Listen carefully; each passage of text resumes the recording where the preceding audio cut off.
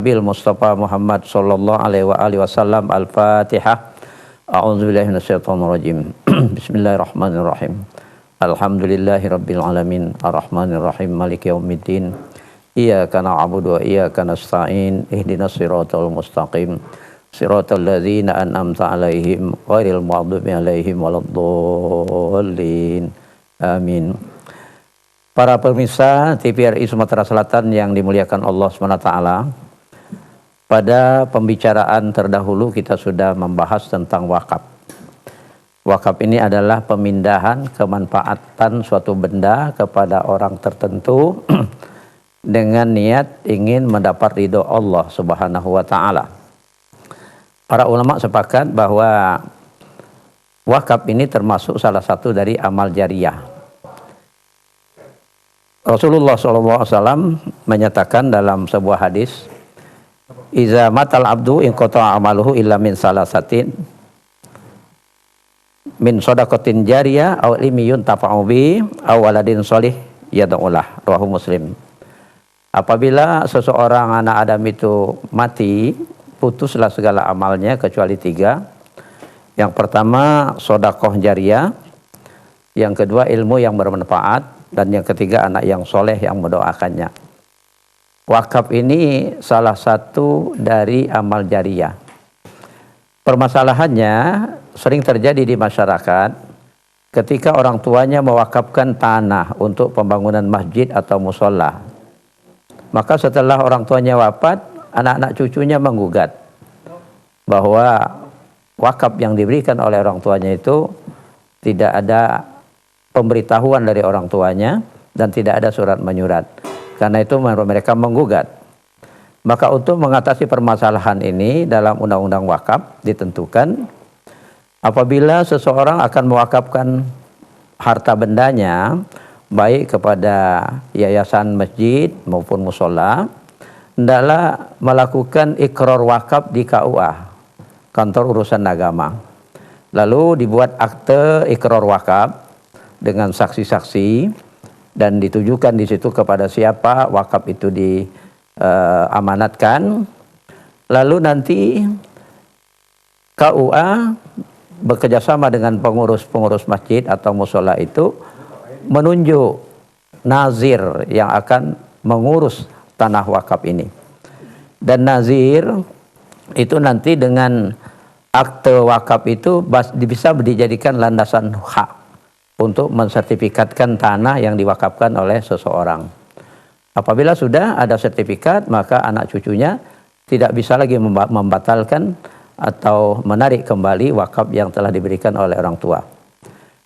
Para pemirsa TVRI Sumatera Selatan yang dimuliakan Allah SWT, harus dimaklumi bahwa Allah sesungguhnya memberi kesempatan kepada orang yang akan meninggal untuk bersedekah, untuk berwakaf, untuk berwasiat. Ini termaktub di dalam surah Al-Baqarah ayat 180. A'udzubillahi minasyaitonir rajim. Kutiba alaikum idza hadara ahadakumul maut in taraka khairanil wasiyatu lil walidaini wal aqrabina bil ma'ruf haqqan 'alal muttaqin. Jadi orang bertakwa itu punya hak, bahkan diwajibkan oleh Allah SWT apabila sudah ada tanda-tanda kematian untuk berwasiat.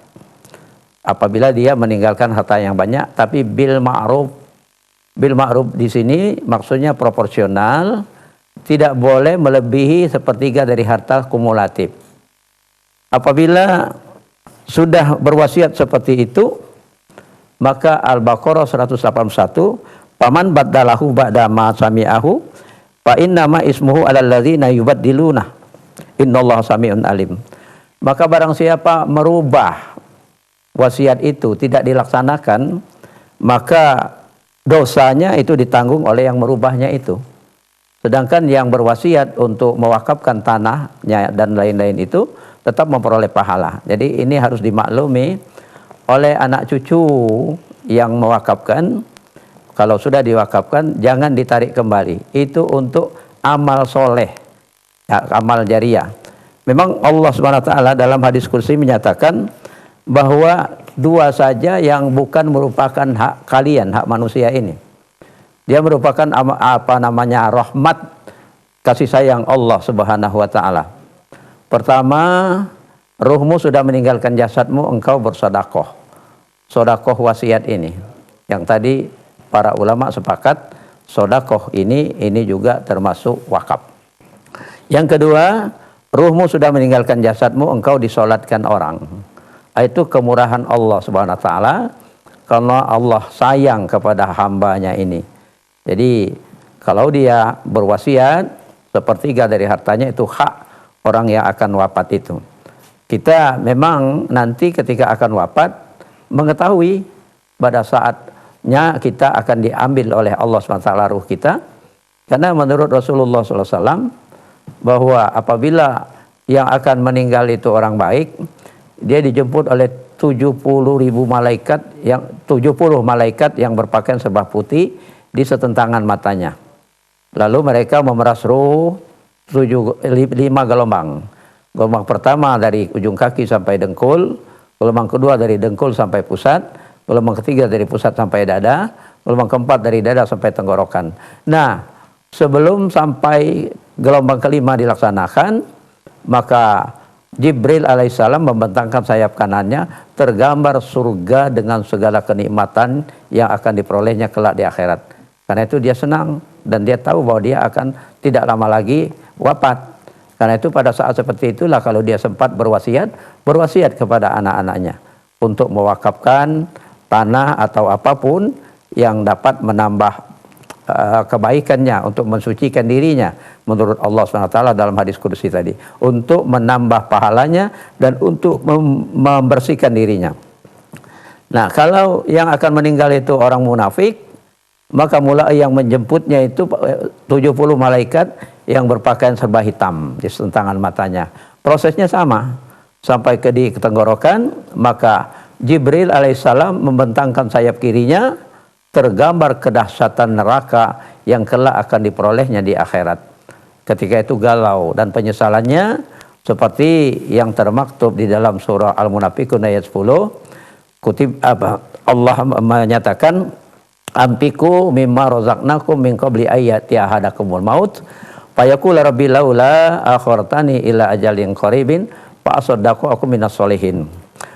Belanjakanlah di jalan Allah rezeki yang dianugerahkan Allah kepadamu itu sebelum datangnya maut. Nah, ketika sudah ada tanda-tanda maut itu digambarkan oleh Jibril alaihissalam melalui sayap kirinya, tergambar neraka dengan segala kedahsyatan siksanya. Menyesal dia, Tuhan, kalau engkau tunda sebentar saja ajalku ini, aku akan bersedekah dan aku mau jadi orang yang soleh. Tapi ujung ayat itu, wala yu'akhirullahu nafsan idza jaa ajaluha. Tidak bakalan ditunda kalau sudah sampai ajalnya. Wallahu khabirum bima ta'malun. Allah Maha mengetahui apa yang sudah kalian lakukan. Oleh karena itu, anak cucu yang kakeknya atau orang tuanya sudah memberikan wakaf kepada suatu lembaga, yayasan, masjid, mushola, jangan ditarik kembali walaupun belum ada sertifikat. Karena itu untuk menambah kebaikan orang tua kita atau kakek kita yang sudah wafat. Bahkan kalau mungkin ya, ini Al-Baqarah 180 itu sebelum turunnya surah An-Nisa yang mengatur tentang waris. Setelah surah An-Nisa yang mengatur tentang waris, maka tidak dibolehkan lagi berwasiat kepada zawil furud, ya, hanya kepada zawil arham. Kita ikuti dulu yang berikut ini.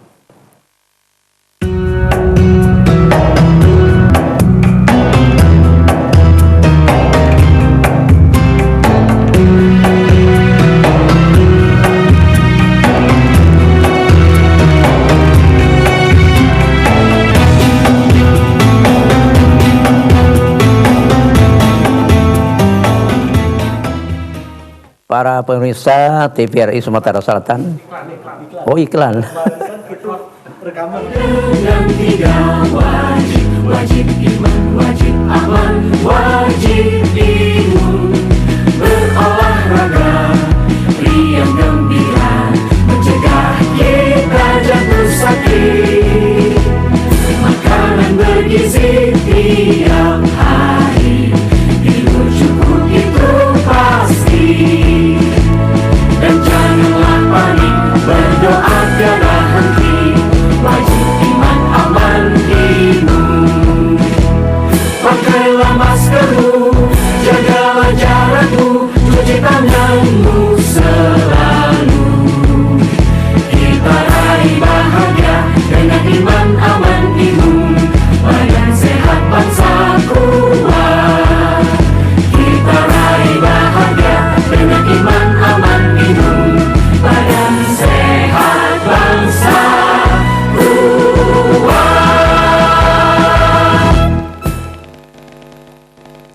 Di masa-masa pandemi kayak gini, jangan lupa untuk rajin cuci tangan ya, Pak.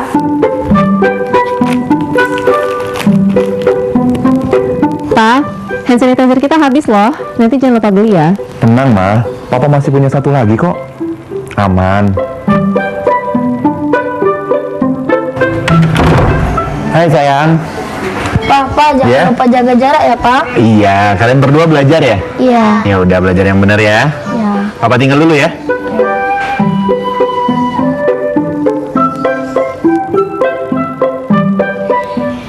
Tuh kan, Pak. Anaknya udah ingetin jaga jarak, maskernya juga jangan lupa dipakai dong. Makasih ya, Ma. Maskerku, maskermu melindungi kita. Mas, Pak, dengan menjaga jarak kita tetap bersatu. Sekarang siapa yang mau pakai hand sanitizer? COVID-19 dapat dicegah dengan 3M, memakai masker, mencuci tangan, dan menjaga jarak. Selamat datang di Corona Fashion Show. Fashion Show menarik, gaya nyentrik namun mengkritik. Kita sambut peserta pertama kita dengan tema anti kuman, anti bakteri, dan antivirus. Selalu mencuci tangan dengan air yang mengalir sebelum dan sesudah melakukan aktivitas atau menggunakan hand sanitizer. Peserta selanjutnya dengan tema jaga jarak aman. Jaga jarak minimal 1 meter saat berbicara dan beraktivitas. Jarak boleh jauh, tapi hati kita tetap bersatu. Peserta yang terakhir dengan tema anti percikan air dan debu. Masker dan face shield dapat melindungimu. Terima kasih telah membantu mencegah penularan COVID-19 menuju Indonesia sehat.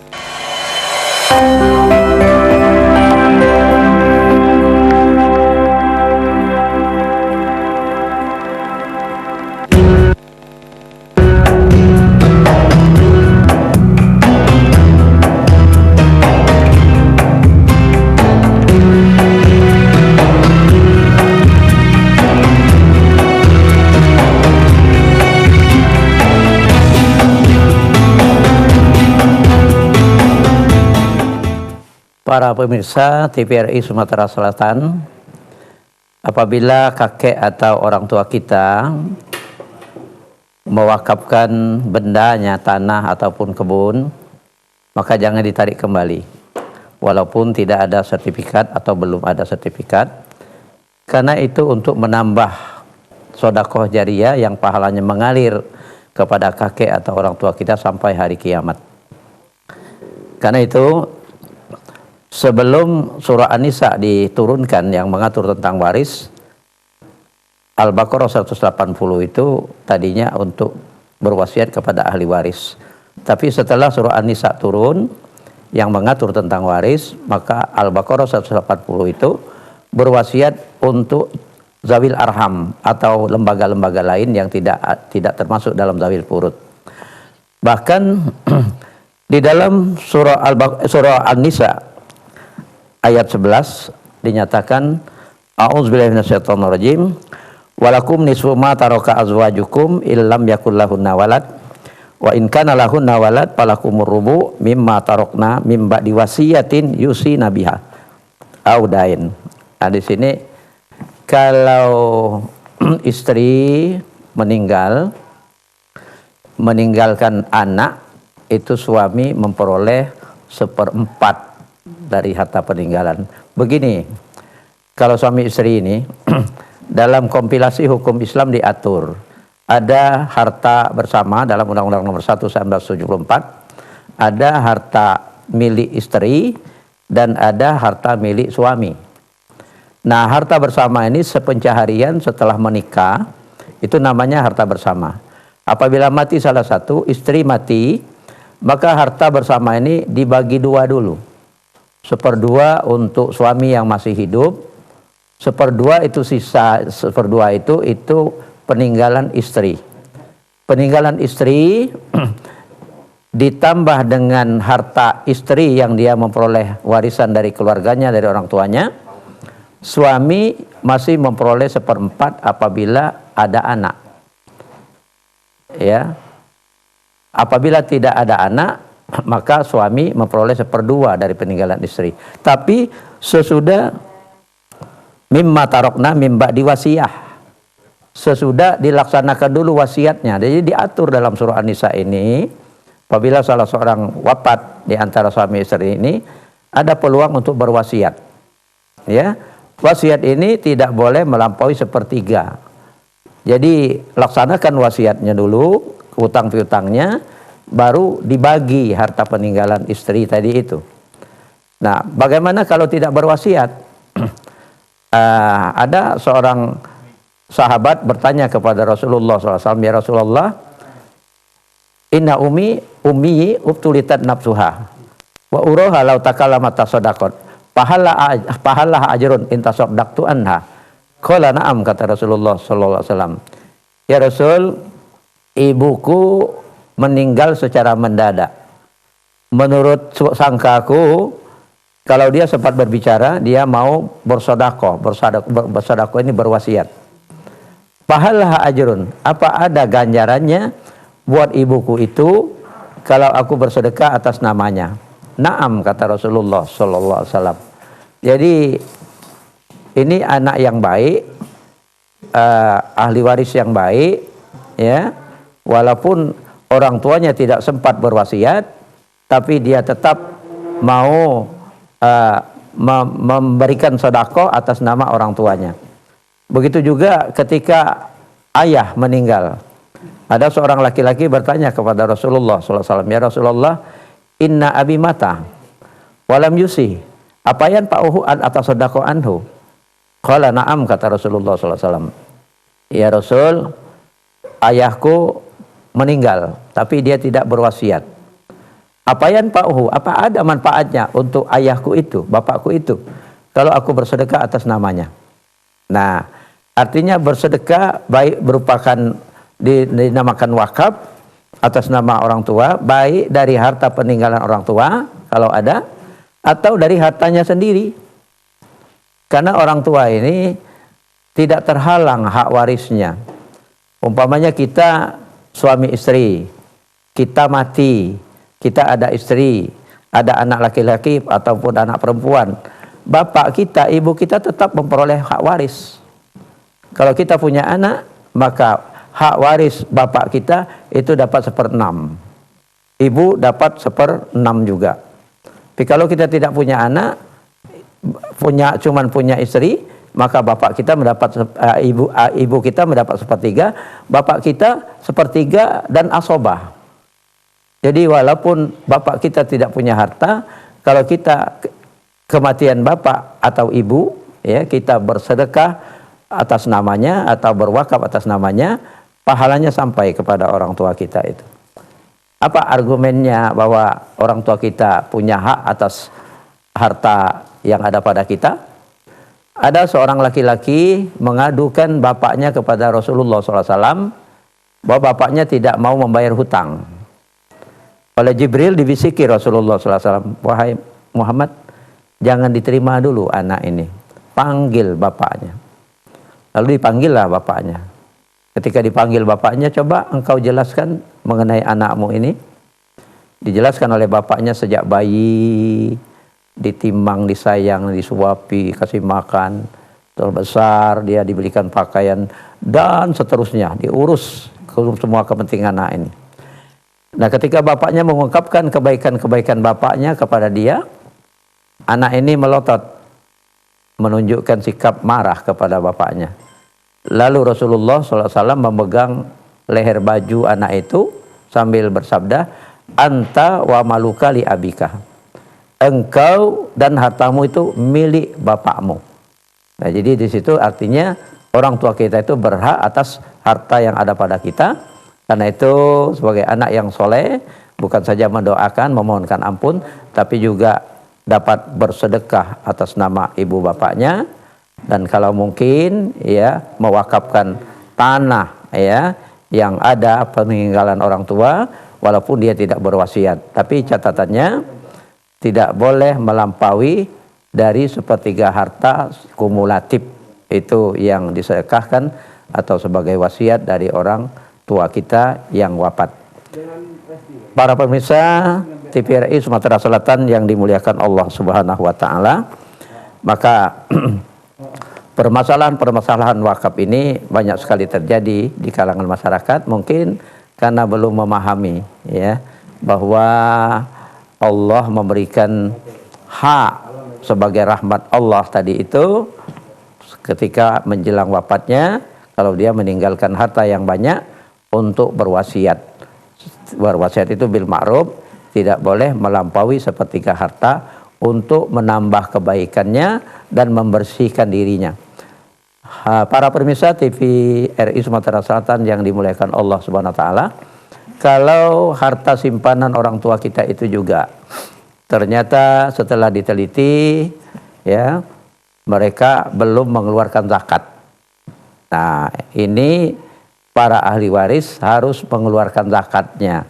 Kalau sampai nisab zakat itu, kita sudah pernah membicarakan nisab zakat itu 20 dinar emas setara dengan 92,23 per 25 gram emas.